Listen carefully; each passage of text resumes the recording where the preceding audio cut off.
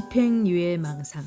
정신의학에는 소위 집행유예 망상이라는 것이 있다. 사형 선고를 받은 죄수가 처형 직전에 집행유예를 받을지도 모른다는 망상을 갖는 것이다.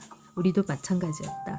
신라 같은 희망에 매달려 마지막 순간이 그렇게 나쁘진 않을 것이라고 믿었다. 불그레한 뺨과 통통한 얼굴을 한 그들을 보는 순간 우리는 크게 용기를 얻었다.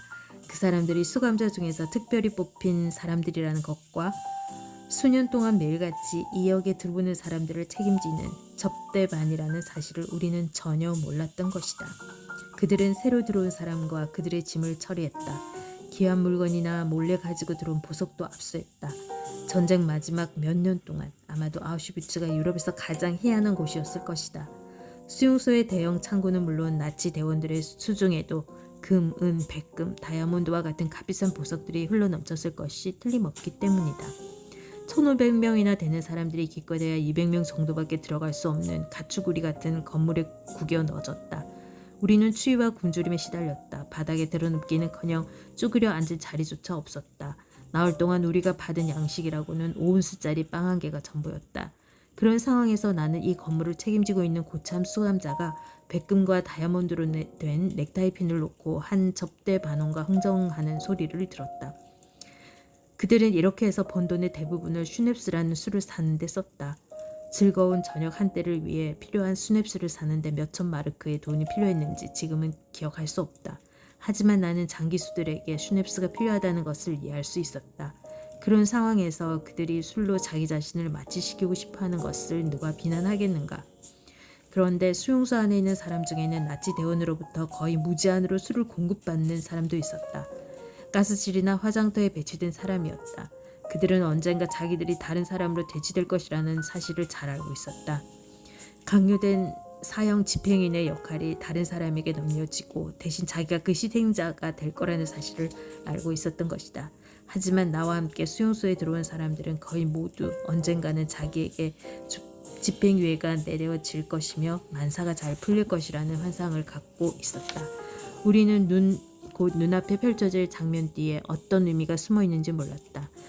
우리는 짐을 모두 열차 안에 두고 내린 다음 두 줄, 그러니까 한 줄은 남자, 한 줄은 여자로 서라는 명령을 받았다. 친위대 장교에게 검열을 받아야 했기 때문이다. 그때 나는 용감하게도 빵 봉지를 외투 속에 감추는 용기를 발휘했다. 네 줄에 있는 사람들이 한 명씩 장교 앞을 지나갔다. 만약 그 장교가 내 빵 봉지를 발견하는 날에는 엄청난 위험에 처하게 될 것이다. 그렇게 되면 최소한 내가 주먹을 날려 나를 쓰러뜨리기라도 할 것이다. 그가 경험을 통해서 나는 그것을 잘 알고 있었다. 장교가 가까워지자 나는 본능적으로 몸을 똑바로 세웠다. 빵봉지가 있다는 것을 알아차리지 못하도록 하기 위해서였다. 삶과 죽음의 갈림길. 드디어 장교와 마주보고 있었다. 장교는 군복이 꽤 잘 어울리는 마른 체격의 키가 큰 사람이었다. 그 말쑥함에 대비돼 오랜 여행에 지친 우리 몰골이 더욱 초라해 보였다. 그는 왼손으로 오른쪽 팔꿈치를 받친 채 무심하고 편안한 표정을 짓고 있었다. 오른손을 들고 집게 손가락으로 아주 너리게 오른쪽 혹은 왼쪽을 가리켰다. 하지만 당시만 해도 우리 중에 손가락으로 왼쪽 혹은 오른쪽을 대개는 왼쪽이지만 가리키는 이 행동 이면에 어떤 무서운 의미가 깔려 있는지 아는 사람은 한 명도 없었다. 마지막 내 차례가 됐다. 누군가가 내게 기속말로 오른쪽은 작업 실행이고 왼쪽은 병자나 일할 능력이 없는 사람들이 가는 특별 수용소행이라고 알려주었다. 나는 일이 돌아가는 대로 그저 기다릴 수밖에 없었다. 그것은 앞으로 내가 통과해야 할 수많은 관문 중에서 첫 번째 관문이었다.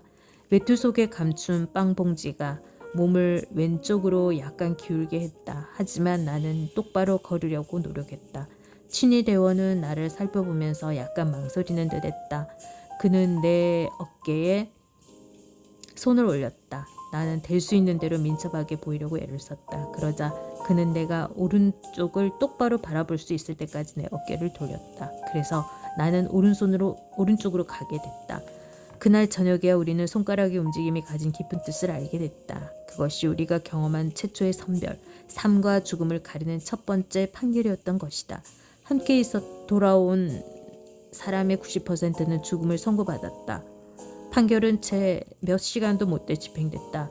왼쪽으로 간 사람들은 역에서 곧바로 화장터로 직행했다. 그곳에서 일하는 사람에게 들은 바로는 화장터 문에 유럽 여러 나라 말로 목욕탕이라고 쓰여 있다고 했다. 화장터로 들어가기 전에는 사람들에게 비누를 한 조각씩 나누어 주었다고 한다. 그 다음에 일어난 일에 대해 자세히 묘사할 필요는 없을 것이다. 그 끔찍한 사건을 기록해 놓은 것은 너무나 많으니까. 수용소로 이송된 사람 중 극히 일부분에 불과했던 우리 생존자들은 저녁이 되어서야 진상을 알게 됐다. 나는 그곳에 먼저 와 있던 사람에게 내 동료와 친구 P가 어디로 갔는지 물었다. 그 친구가 왼쪽으로 갔습니까? 네. 내가 대답했다. 그렇다면 아마 저기로 갔을 거요. 이런 대답이 들렸다. 어디요? 그러자 그가 손가락을 들어 몇백 야드 떨어진 곳에 있는 굴뚝을 가리켰다. 굴뚝은 폴란드의 회색빛 하늘 위로 불기둥을 내뿜고 있었다. 불기둥은 곧 불길한 연기 구름으로 변했다. 당신 친구가 간 곳이 바로 저기요. 아마 지금쯤 하늘 위로 올라가고 있을 겁니다. 나는 그가 쉬운 말로 사실을 이야기해 줄 때까지 그 말이 무슨 말인지 몰랐다.